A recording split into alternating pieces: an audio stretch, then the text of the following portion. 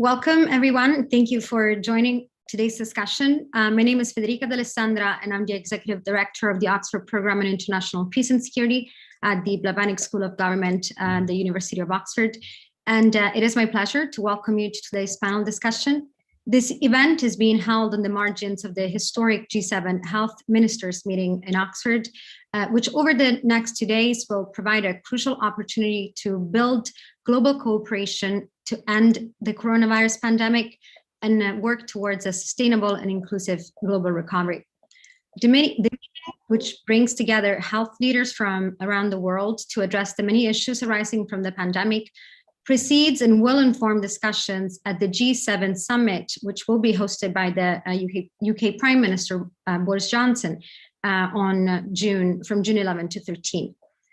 At Oxford, we are privileged to have been chosen by the UK government as the seat of the Health Ministers meeting. And our university also prides itself on being the one of the first to develop, together with AstraZeneca on a non-for-profit basis, a coronavirus vaccine that is the cheapest and easiest to manufacture, store, and distribute worldwide. So far, the UK continues to be among those with the highest vaccination rates in the world, with 39 million people having received first dose of vaccine. So that is almost 75% of the adult population. Yet the continuing spread of multiple COVID variants and unequal distribution of vaccines globally threaten and continue to threaten and undermine progress in ending the pandemic.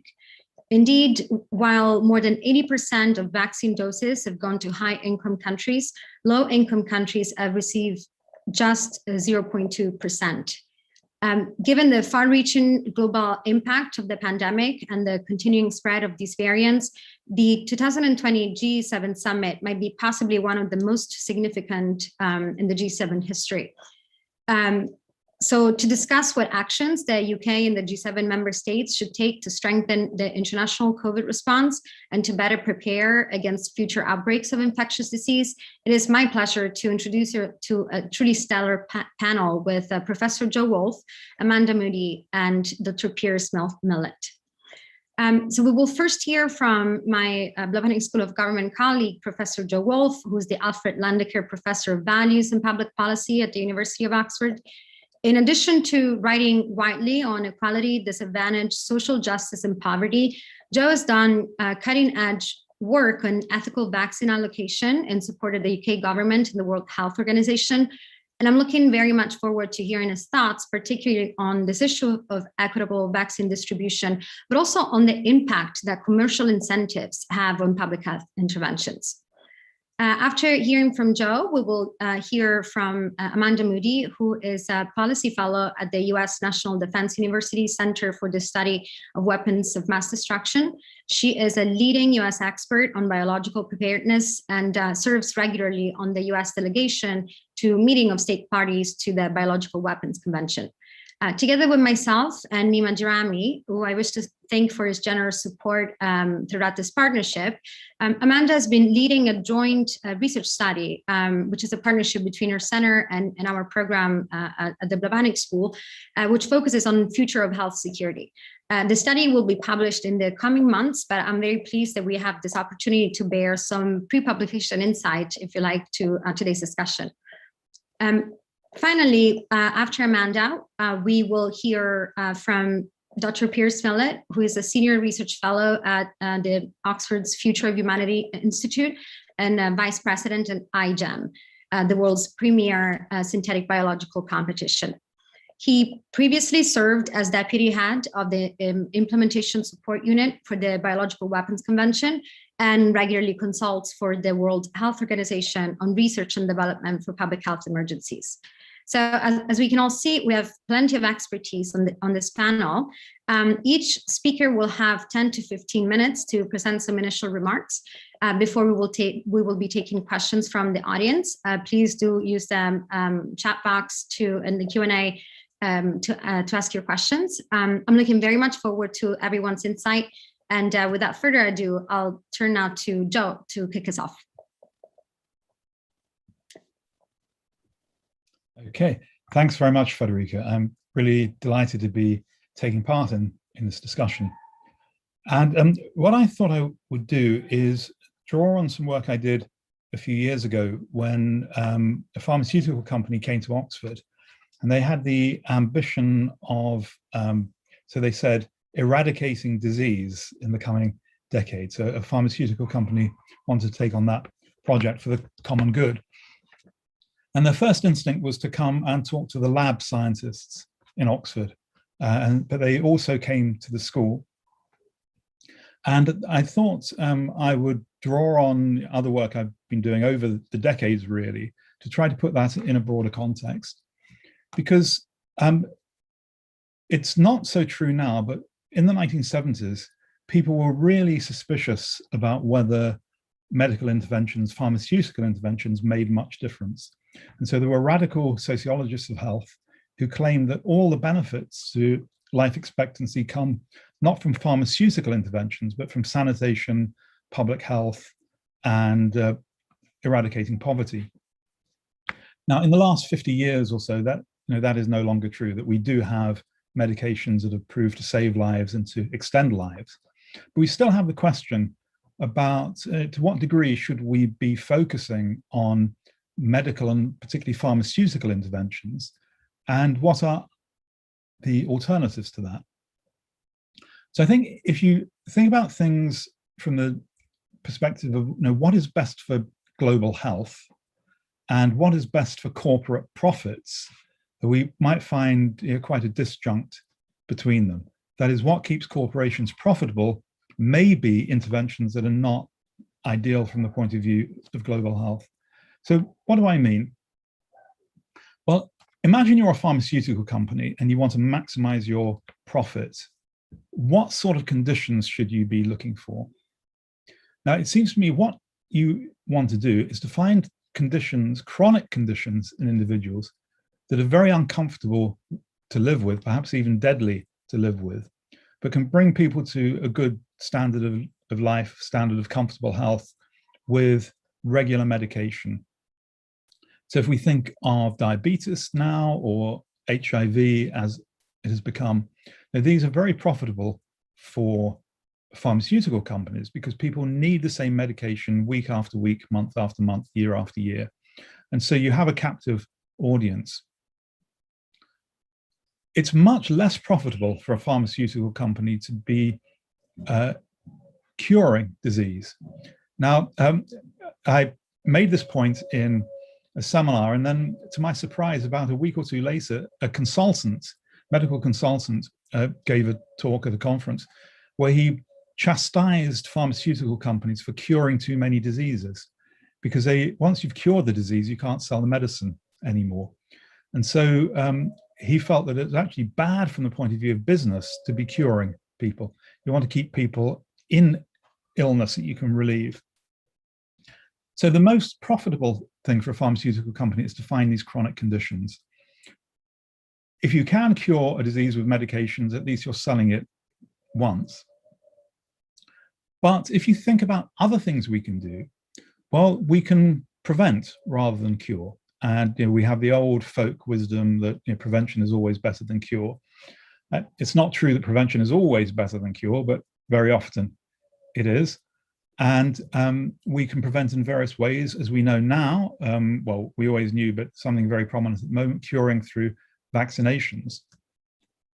And so, yes, you can sell a medical product, but here we have this very interesting dynamic, because we are worried that the vaccines will lose their effectiveness over time, or there'll be new variants.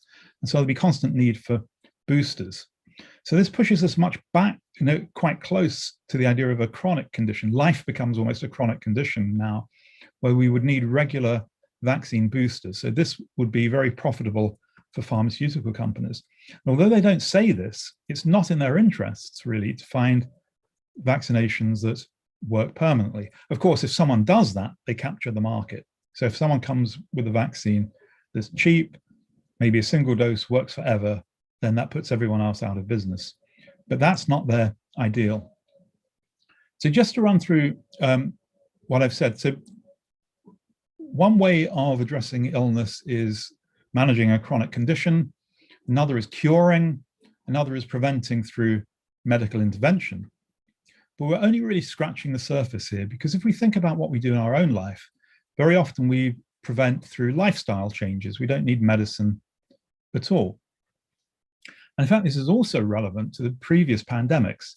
So we say, isn't it a miracle? SARS disappeared. We didn't get a vaccine for SARS. We didn't get a cure for SARS. It disappeared. But the point was made that the countries in which SARS disappeared, COVID disappeared as well. That is, there was no magic biological intervention. It was public health measures that got the, arguably, there'll be people who know more than this, maybe contradict me, but the countries that did well in controlling SARS did very well in controlling COVID, not because of medication, but because they took public health very seriously. So this brings us to ideas like sanitation, or going deeper, the social determinants of health. So the work of Michael Marmot points out how much illness is caused by things like chronic stress. So one way of improving health is just to take chronic stress out of people's lives, and that was what Social Security was meant to be doing. So one way in which people are being made more ill is by having less access to benefits and having it harder to get access to benefits and concern about losing them. So there are arguments that the benefit system we have is actually bad for people's health and is even killing people. So Michael Marmot has argued that stress is killing people, and even worse, of course, poverty is killing people on a grand scale. So there are a number of things we can do. We can work at other levels. The trouble is, once you're thinking from the point of view of a pharmaceutical company, you don't have a financial incentive to do anything that doesn't involve selling a product. And when you have a very fragmented health system like the American system, you don't have anyone with an interest in public health. So we're lucky in a way in the UK where we have a single payer, so that if we improve public health, then the bill on the NHS is less. So the NHS does have a very strong incentive to take preventative and public health measures, but in a fully private system, that may not be so. So what I'm suggesting is that commercial incentives are not the same as the maximizing health policies. And so if we really are keen on eradicating disease or reducing disease significantly, we need to think of ways in which government and pharmaceutical companies can work together. They can use their expertise and funding to try to understand things about physiology and the way in which we can help people live healthy lives rather than curing them when they're ill. So Marmot and others have talked about the health system as being like the ambulance at the bottom of the cliff. What we've got to do is to stop people falling over the cliff. And pharmaceutical companies can have a role in that, but they are likely to need to partner with others like governments and other institutions, local government, and so on. So how does any of this relate to vaccine distribution? Well, I mean, there is a connection. I think that I have worked a lot on issues of vaccine equity. And the one thing that is very clear is that if we were designing a system from the point of view of vaccine equity, it wouldn't be the one that we've got right now. I mean, Federica, you pointed out the gross inequality. Now, one of the debates at the moment, key debate at WTO, is around IP and whether there should be open licensing. And on the one hand, this seems right. Why should that knowledge be hoarded? On the other hand, some governments and many companies have said this is a wrong approach. One, it will disincentivize pharmaceutical companies in the future. That's an empirical question. And secondly, it wouldn't work because we need share of know-how, share of trade secrets, share of raw ingredients. So just relaxing IP wouldn't make all the difference. And that must be right. On the other hand, those arguments would look less self-serving if pharmaceutical companies were doing more. So on the one hand, you can say that sharing IP is not enough. The question is then, well, what are you doing instead? If you're not sharing IP, what are you doing? So AstraZeneca, I was at a talk the other week, and AstraZeneca apparently are now producing, or they're setting up production facilities in 20 countries around the world. Well, that's a start, but why aren't the other companies doing that? And why only 20? So it seems to me that we're at a point where we all know what needs to be done.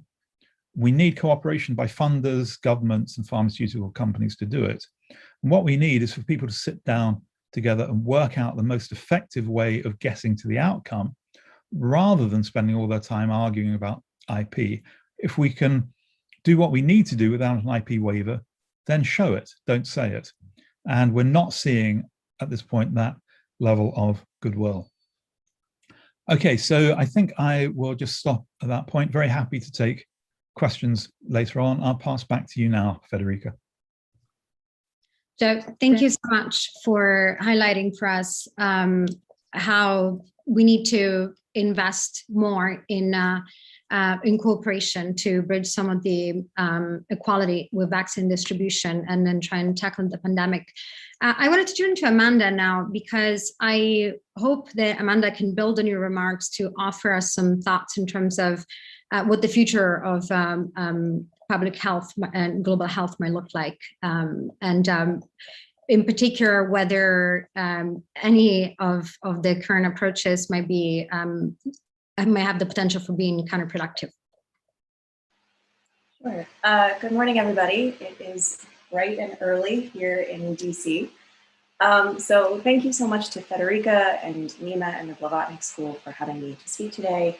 I should say the National Defense University, my employer, wanted me to mention upfront that I'm speaking in my personal capacity as a researcher. I'm not representing the position or the policy of NDU or the Defense Department. So as Federica mentioned at the outset, I've been working on a paper that is going to be published jointly by the WMD Center and the Blavatnik School, along with herself and Nima. We hope that that paper is going to be out in the next few weeks. But what I'm going to try to do is summarize some of our main findings and conclusions from that paper. So I think Joe has teed this up really nicely, that nobody can really argue, despite decades of planning, the United States and the United Kingdom have really struggled to figure out a way of dealing with and containing COVID-19 domestically, let alone mounting an effective international response. The good news now is it seems that we're on something of an upward trajectory in terms of controlling cases within our own countries, but there's absolutely much more that we could and should be doing at the international level. And these struggles to deal with COVID have reignited debate on the need to elevate public health as a national security priority. So some observers have argued that in the wake of the pandemic, we need to broaden the definition of national security to include some of these issues like health. Meanwhile, politicians have increasingly argued that we need to adopt a health security framework to grapple with some of these issues in the future. Now, to be clear, these calls for linking public health and national security are not new. The term health security first started to emerge in the 1990s. And one of the things that we try to do in the paper is to examine the origins of this concept, of this term, and try to trace some of the history. I'm not going to go too much into detail about that now, but happy to talk about that in the Q&A. But what I will say is that 3 decades later, this is still something of a vague concept. It's still open to interpretation, particularly on the international stage. So as this term starts to get thrown around by policymakers, as there starts to be pressure to adopt a health security framework, we really need to carefully think through what we mean when we say that. And the tendency to reflexively frame risks in security terms can be really useful for generating policymaker awareness and funding, but it also has the effect of precluding serious examinations of the trade-offs and the assumptions that underline this paradigm. So this has really become an increasingly accepted approach for the last 2 decades, but there are some dilemmas inherent in viewing specifically infectious disease through a security lens. So what we try to do with the paper is to offer some recommendations for a policy agenda that is more focused on global health and grounded in equity. So the promoting this linkage between health and security really results in more national and international attention to and funding for health-related issues, but it has drawbacks as well. So to try to identify some of those drawbacks, what we've done is to identify some of the fundamental assumptions that underpin this health security framework and to try to tease out the implications of those assumptions. So let me go through them one by one. The first assumption is that framing health as a security issue will bring more funding and attention and political support to health issues. This assumption isn't incorrect. If you tell a policymaker that something is a security threat to her population, she's going to start to pay attention to it, and she's probably going to throw money at the problem. The issue with this is the health issues that we tend to focus on as threats to security tend to be infectious diseases. And this can lead to a misallocation of resources, with less funding and less attention being devoted to other critical health issues. There are some public health challenges that we could consider foreign policy issues, but that aren't necessarily security threats. So this could include things like polio or malnutrition or malaria. These aren't diseases that threaten to destabilize societies the way that policymakers in the 1990s feared that HIV/AIDS or Ebola would. No one is afraid that there are going to be concerns about orphans from malaria being co-opted into child soldier gangs, or that these diseases are going to spread among peacekeeping troops. But these chronic conditions can take a toll on health and emergency response services. They can exact a burden on economic and social development, and they create increased susceptibility to other infectious diseases. So these aren't easy problems. Eradicating these types of conditions requires sustained financial funding as well as international political commitment. But we haven't really had that to date, and our focus on the security implications of infectious disease means there might be less attention or funding being devoted to those issues. Okay, assumption number 2 is that states and international organizations are more likely to take health issues seriously if they're viewed as national security threats, and they will engage more vigorously in international cooperation to mitigate or eradicate those issues. So the question that I would pose about this assumption is, which states are we talking about? It's true that developed states seem to be more willing to cooperate when it comes to containing and mitigating the threat posed by the spread of infectious diseases beyond national borders. That cooperation could take the form of providing financial or technical support, communication, or sharing expertise. But not every country agrees that those are the right health issues to be concerned about, or that we need more international cooperation on these issues. There's a growing perception in developing countries that the focus of health security is on preventing potential threats to Western countries, with very little regard for the actual issues around individual health and well-being in the global South. Okay, and then assumption number 3 is that synergy between national security entities, particularly the military and public health communities, is not just going to improve rapid response, but is actually necessary for rapid response. Now, again, the idea of having the military be involved in public and global health isn't something that only came about in the 1990s. Military engagement in these issues has a long history, but we have seen over the last 2 decades a trend of increased military involvement with global health issues in the US and the UK. You only have to look at the COVID-19 pandemic to see this. The US military was intimately involved in Operation Warp Speed, the effort to roll out vaccine. And the UK military response to COVID-19 is the largest ever homeland military operation in peacetime. Now, in a lot of ways, turning to the military to deal with a crisis like a pandemic makes sense. The military has processes and partnerships that it's developed through previous operations that can be adapted to meet this challenge. They're used to operating in difficult environments. They're used to doing things quickly. They're used to figuring out logistics. However, relying on the military to respond to a pandemic has some important ramifications. Number 1, the military's involvement in the health sector is not necessarily sustainable. So the military has another job. We have been fortunate that we have lived through a period of relative peace, And that is the context in which we've increasingly depended on the military to do health response. But if an outbreak were to occur while service members are carrying out more traditional conflict-focused operations, it could prove very difficult for them to accomplish both of those missions. Something might have to go, and it ultimately might be health. This is a problem if we've become accustomed to relying on the military's capabilities. Second problem with this is in states that already tend toward authoritarianism, relying on the military for response could lead to more extreme or undemocratic responses to infectious disease. It encouraged the state to adopt severe restrictions in the name of curtailing the disease and then use the military to enforce those restrictions, strengthening authoritarianism in the process. And then finally, some developing countries, as well as minority populations domestically, already have the perception that health initiatives are a cover for political or military objectives. And reliance on the military to accomplish health missions can reinforce this perception. So for example, we have ongoing difficulties in eradicating polio through vaccination in Pakistan due to the CIA's use of a hepatitis B vaccination campaign there as part of its effort to locate Osama bin Laden. We also see this as part of the reason behind vaccine resistance among certain minority communities here in the United States.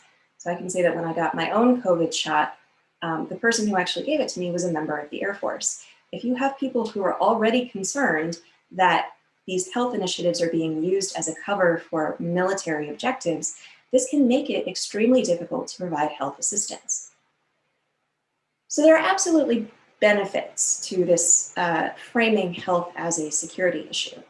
It does draw attention to health issues that have historically been chronically underfunded and ignored.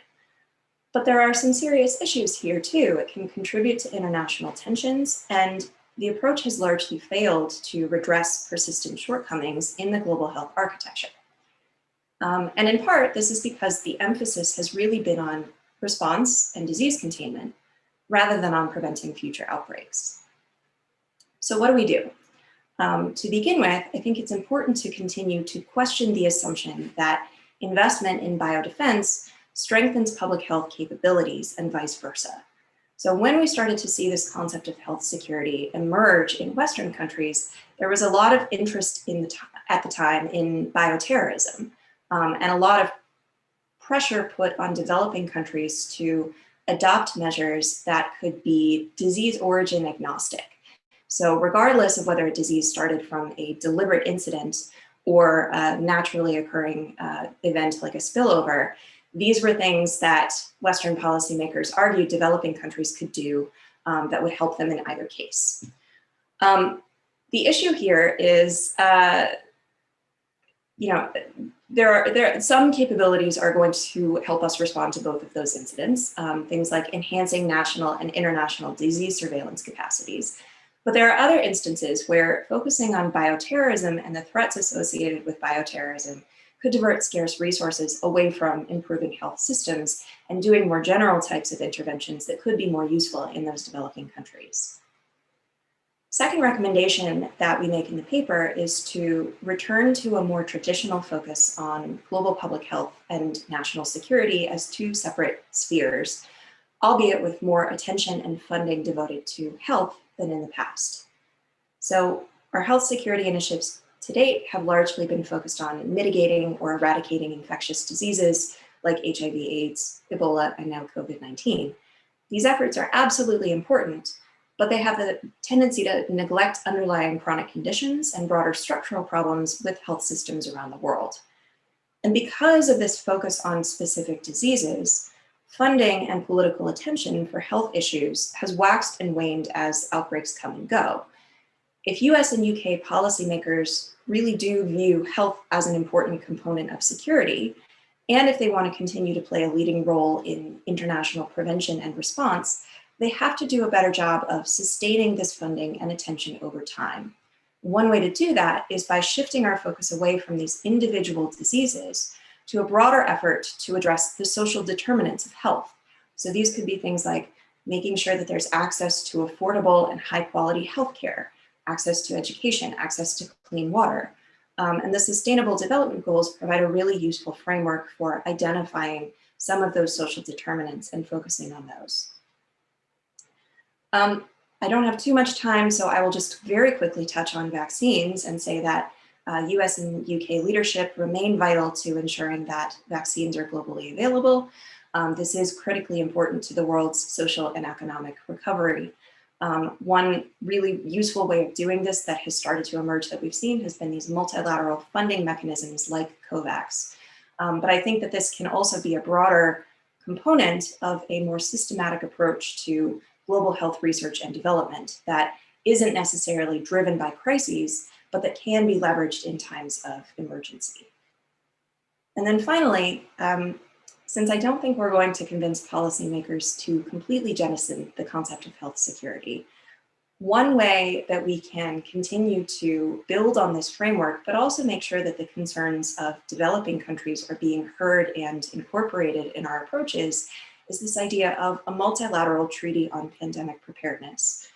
In Geneva this week, there was a World Health Assembly resolution on creating a pandemic convention, and it was agreed that there will be a special session on this held in November.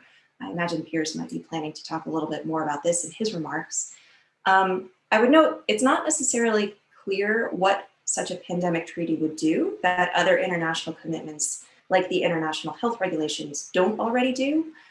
So the issue here is really about making sure that developed countries live up to their political commitments to anticipate and manage future pandemics and assist developing countries. But one of the advantages of having a negotiation process is that we can make sure that the concerns of developing countries are heard, and that might be one way of starting to incorporate those concerns in our approaches. So I think I'm actually a little bit over my time, so I will leave it there, but I'm very much looking forward to hearing your questions and having a discussion. Thanks so much. Amanda, thank you so much for such a brilliant and insightful presentation. I think that there is a theme, of course, already between the ties your presentation with Joe's, which is we absolutely need more cooperation, and we need more sustained funding to address, not to respond necessarily to the spread of infectious disease, but to actually addressing the social determinants of health. So on that note, I guess I'd love to turn to Piers now to maybe reflect on the state of the global architecture and that is addressing these issues of public health and how well it's faring, or if any forms of reform, for example, might be needed, and if so, where. Thank you very much. I guess I'm going to start off by using Amanda's useful segue there, and then picking up some of the things I was planning to say, because I think we have to remember we've been here before. SARS led to the revision of the international health regulations. The response of discovering that there are really nasty infectious diseases was we had a negotiation to create a new treaty to deal with infectious disease. So we revised the international health regulations. I think that having been said, it's an excellent idea to refocus on this, to have those very open negotiations to identify priority issues and fold them into the process. But I think I'm going to actually largely start by arguing the opposite. If we didn't have something like the World Health Organization right now, I personally doubt very much we could build something that good, that useful, or that impressive today. I think we've seen over recent decades a trend away from international institution building. So we may get a new treaty, but are we going to get a new organization? How are the resources to turn the piece of international law into actual operational action going to happen? That seems to me to be increasingly difficult to do, regardless of whether you're looking at the health sphere or the security sphere on this particular area. I would also suggest that we've also seen, in general, an unwillingness by states to give up power, and I can't really think of a very strong supranational entity where international needs overrule national interests or national powers. So I'm slightly suspicious that we need to be very careful what we think about when we talk about reforming something like the World Health Organization. And we shouldn't look to abandon what we have, because I just don't think we could ever recreate it. And in fact, we should need to approach reform with a degree of caution so that we don't end up with something that's actually weaker than what we have already.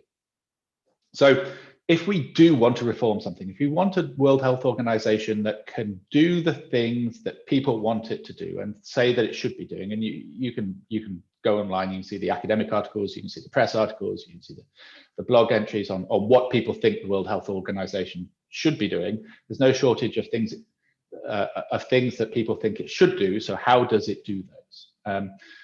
Firstly, it would need political independence.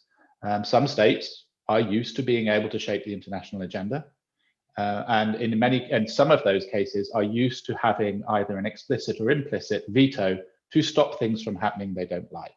And the most obvious example of that is the UN Security Council with the veto there. So unless we figure some way to evolve or move past that, I think it's going to be very difficult to see how we get genuine political independence. And we've seen in recent emerging infectious disease cases or pandemics or public health emergencies of international concern, some indications that political pressure might be being used or might be impacting emergency responses. There were certainly a series of allegations around delays in dealing with the Ebola outbreak in West Africa, and there are certainly allegations connected about political influence impacting WHO's response in the early days of COVID. And that ties in nicely to the issue of vaccine equity. And I think my take on this is actually to put a slightly positive spin from a WHO perspective on this.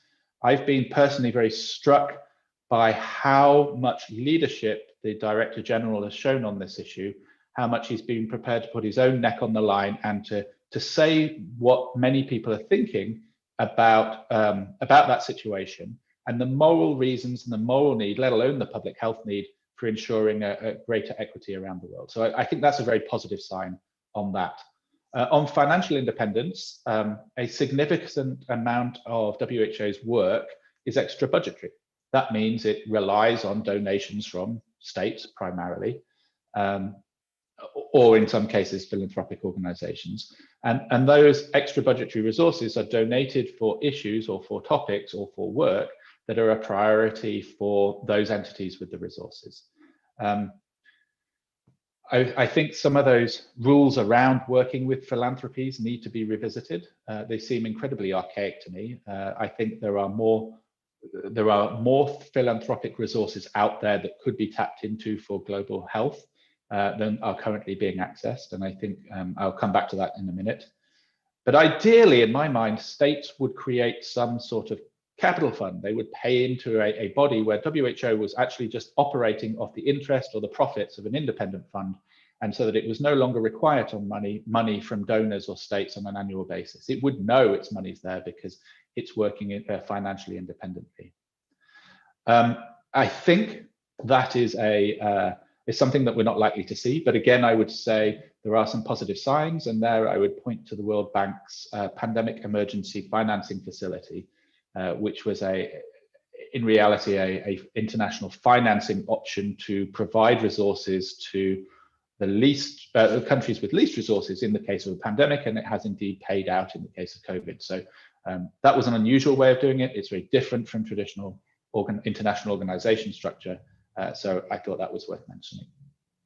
The third thing that I wanted to talk about was that I think the organization, in general, international organizations, need to recognize better how the world really works. I think in practice, what we see when we look out of our windows is much less state-centric than we see when we're looking at international organizations and governance structures. And that in reality, there's a much larger role for the private sector and philanthropists than we see reflected in the current system. I think that we need to get over an inherent fear of perceived conflicts of interest. Now, WHO had some very bad experiences around flu and vaccine decisions in the past with this, but I think that has become an overly cautious approach for international organizations to be able to unlock expertise, resources, and partners that they could be working with, but they're not because they're concerned of how that might look. I think that there may be some important lessons from public-private partnerships. Now, personally, I believe that both Garvey and CEPI show how successful it can be in specific circumstances when addressing particular issues. But I think we've already heard from Professor Wolf about, well, how do we then deal with the things that are not of interest to the private sector? And so this sort of opens a line of thinking. Maybe the international organizations involved should be run more like businesses. I think we certainly need to be able to hire and retain the right people to work on the topics that we want to work on. But, and I say this as a former international civil servant, I think we also need to get rid of the wrong people when they're ceasing to be effective. And that is very, very hard to do inside intergovernmental organizations. So I think, being really candid, I think that's something that would need to be addressed. I think, again, some positive signs. I'm thinking particularly of the International Oversight and Advisory Committee for WHO Emergencies Programme. The idea of having independent bodies set up outside of the organization to review the work is a great one. I'm not saying that I don't know enough about the body to be able to know whether their work is as good as we would want, or how that might be strengthened, or they may be doing a perfect job for all I know. But I think the idea of having external audits of this sort of area is something that could be usefully applied for international organizations. And then I'm going to sort of wrap up with some broader thoughts about strengthening global health governance. And I think Dr. Moody is exactly right on this, that the buy-in to the concept of global health security is a major challenge. And that fear around the securitization of health is very real. I think even the World Health Organization has seen it in the past. It's certainly played a role the last time we looked at this issue, and was a major sticking point for the last revision of the international health regulations of what the role of certain security issues in that should be. And I think that contrasts in the past, when there was very little interest around the globe to focus on some of the issues that we're talking about today purely as a security issue. I do wonder whether COVID is having an impact on that, whether more places around the world are realizing that some of the talk around biosafety and biosecurity and biorisk management that has happened in the past is actually more relevant than they thought it was, and whether we're going to see a shift in some of the viewpoints around that. Positive sign I might point to there, under the G7, the Global Partnership, the work they're spinning up with the Africa CDC to have an Africa-wide biosafety and biosecurity initiative. Seems a very positive sign that there may be a re-engagement to me. I think the second thing on this that I'd just like to point out is that I think there's so much more done on the theory of strengthening global health security than there is on its practice. With notable exceptions of certain programs, I think the focus tends to be quite theoretical. I'd like to see much more operational work on things like guidance and standards around here. And I see this from my iGEM perspective, where we work in many countries around the world, in institutions that don't always have the same safety, security, oversight capabilities that we're used to in the UK or the US. And often we struggle to find appropriate good practice to hand to the people that we're trying to work with. And these are folks in the lab doing interesting work. Some of it's connected to medical countermeasures, disease diagnostics, preventive therapeutics, and still don't have necessarily the good guidance to be able to point them to. So finally, in conclusion, 3 points. I see some real positive signs in moving in the right direction. I think we should be careful about what we wish for, and avoiding weakening the system we already have. And then finally, we should find new and better ways to work with with the expertise and resources that we're going to need to be able to do that. Thank you very much. Looking forward to some questions. Thank you, Piers. That was such an insightful and rich contribution. There's so much to unpack there.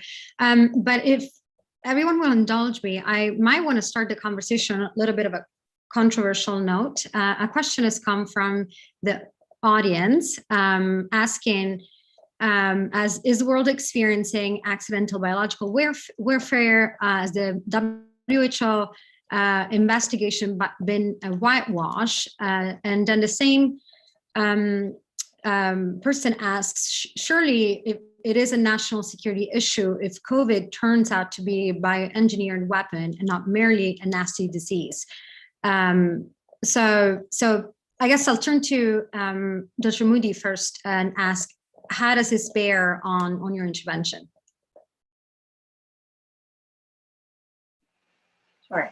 So this is something that I have definitely been thinking about a lot in the last couple of weeks, as this question has gotten a lot of press attention.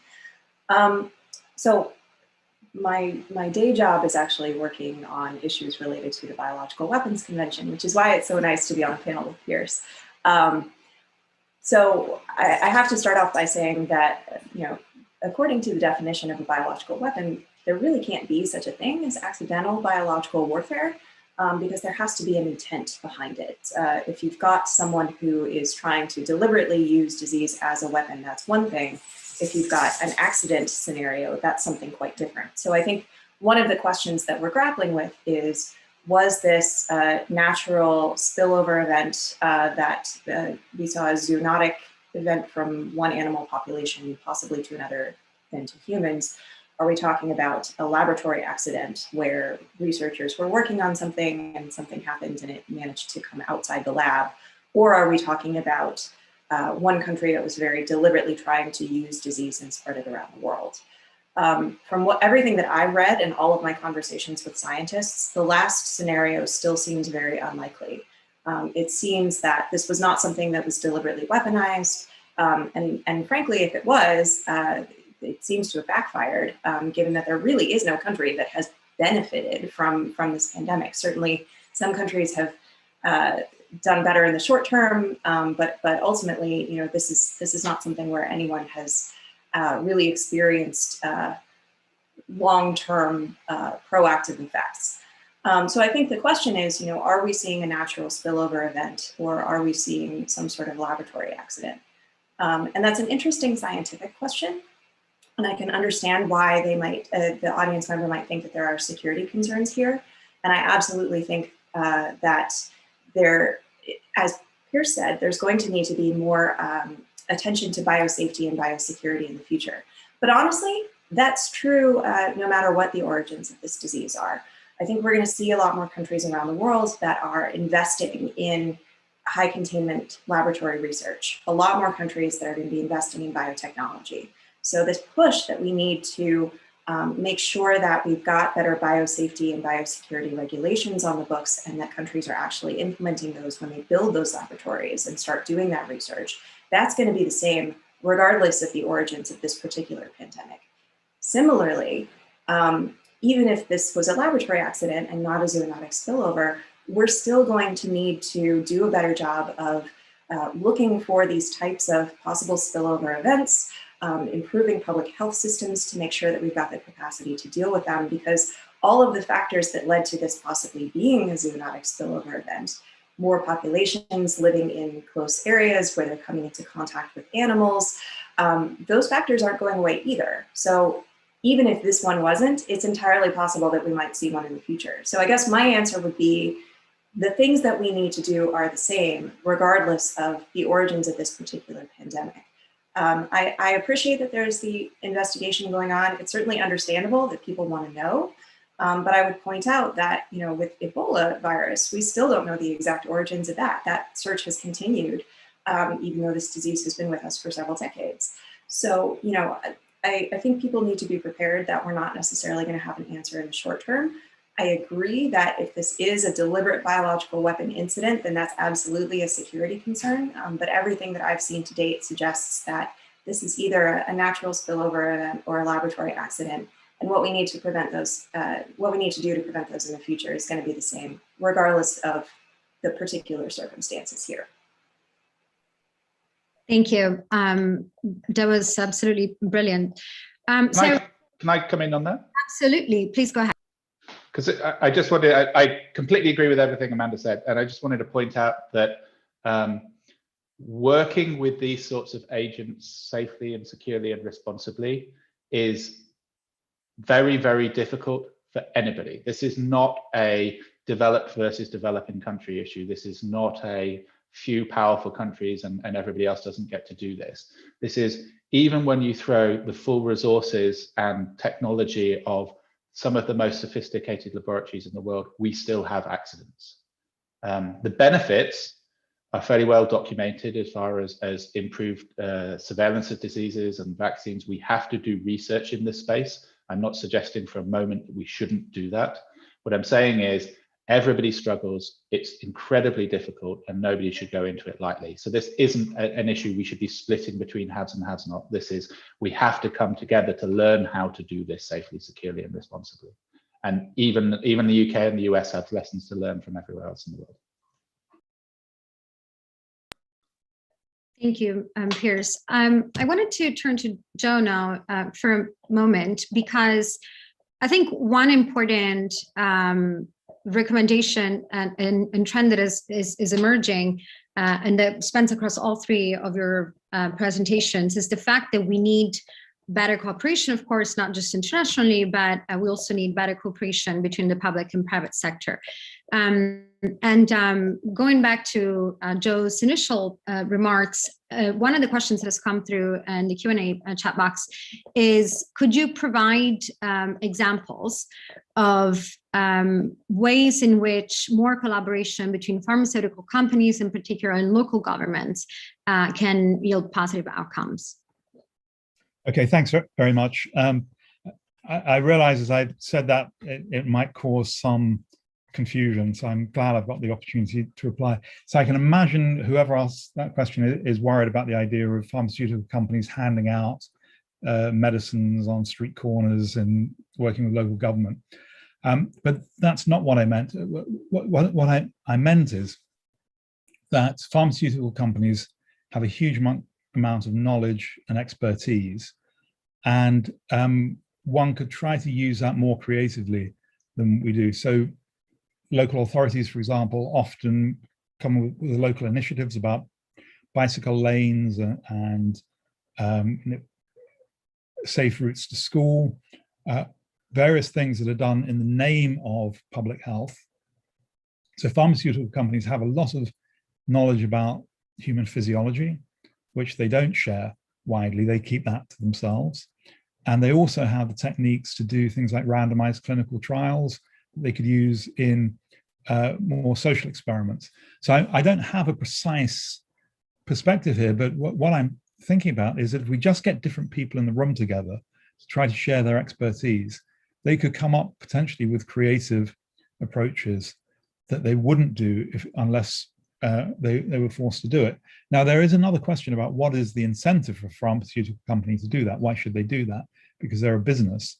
But I think we need, and I'm happy to talk about this if another question comes up, but I think we need to think about beyond narrow corporate interests if we're going to realize the benefits of the knowledge and techniques that we have already developed.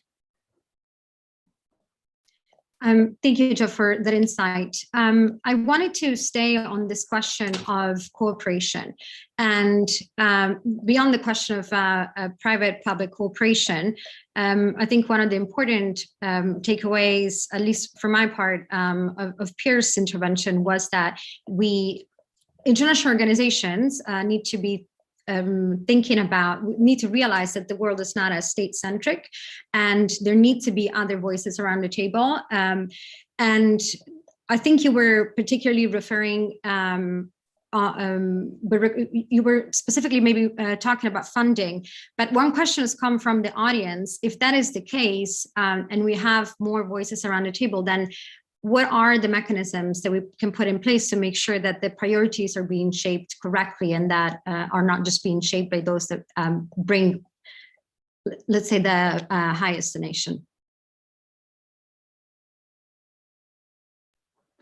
I'm happy to start the ball rolling on that. I think as a starting principle, we need a much more inclusive system. I was recently involved with some work around governance of human genome editing from a public health perspective. And a heavy focus on that was trying to engage those groups and communities and organizations that don't usually have a voice in science policy processes. That could be indigenous groups, that could be patient groups, that could be other communities that generally don't get a chance to provide their views and opinions. If we fail to find a way to translate that into international policy making, in other words, how we're spending the money, then we will never get the buy-in from large parts of the world that these issues are important, because the issues that they think are important are not necessarily even on the table, because there's no way for them to put them on the table. So I know this is a very generic response, but as a starting point, I think it has to be more inclusive. There are lots of experiments in how to engage these communities, how to gather their views, many fewer experiments of then how to take that and plug it directly into international policy making. So I would be super excited. That would be top of my list of how do we do that. Thank you. We're fast approaching the end of the discussion. So maybe I will ask one more question to all three panelists. One of which actually is one question is also from the audience. One of the areas for further research and work that has been outlined thus far is, of course, the need to invest in understanding the practice of public health rather than just a theory. And one example that was given is obviously we need more work around kind of methodologies and the sharing of best practices. Is there anything else as we think about what the future of this field yields? What are the main gaps areas where you'd recommend that there's more work that needs to be done? So let me say something quickly here. So I endorse everything Piers has said. I'm sure I'll agree with the other panelists, but one thing I've concentrated on is the ways in which governments make their own populations sick. So that if you believe in the social determinants of health and you believe that chronic stress is a determinant of illness, a cause of illness, there are many ways in which governments deal with their own people which cause them chronic stress. So I think there are a lot of cheap wins we could do if only we joined up government action and health.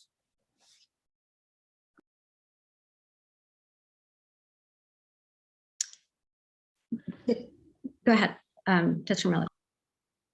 I think my wish list on this would be to connect to, I think it may have been you, Frederica, that mentioned the increasing investment in biotechnology around the world and the heavy government focus on the bioeconomy as a part of the fourth industrial revolution. I think we're going to be seeing countries doing amazing things with people doing amazing things with biology over the next few decades. I think that we could deliberately shape to be more equitable. So that I think there are comments from Jeremy Farrar, the head of the Wellcome Trust in the UK, around needing to be able to produce vaccines in more places and solving that distributed biological production capability, whether it's for vaccines and public health, whether it's for animal vaccines, whether it's for other biological things we're going to make and need, whether it's for food or to deal with climate change.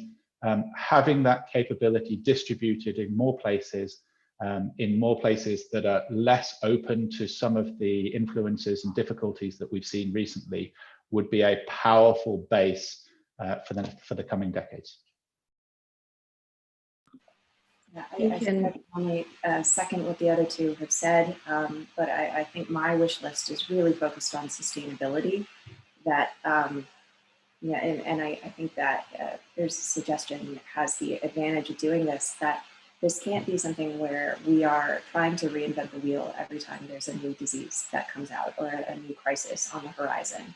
And I think that some of these approaches really have the advantage of focusing on sort of basic research and development, focusing on trying to have a baseline in some of these developing countries that then allows you to build on that if and when you are in a crisis situation. So, you know, I would say my answer is the more that we can do to make sure that this is sustained over time and that this isn't driven by sort of individual diseases or individual crises, the better off we're going to be. Thank you, Dr. Moody. I actually want to thank all three of you because I think today's discussion has been truly insightful, and it was so rich that we could be here for hours more, unpacking all of the good recommendations and the good insight that you've provided. But unfortunately, we have run out of time. So I wanted to extend the Blavatnik School's gratitude to each one of you for participating, to everyone in the audience who's tuned in, and certainly we look forward to continuing the discussion in some other setting.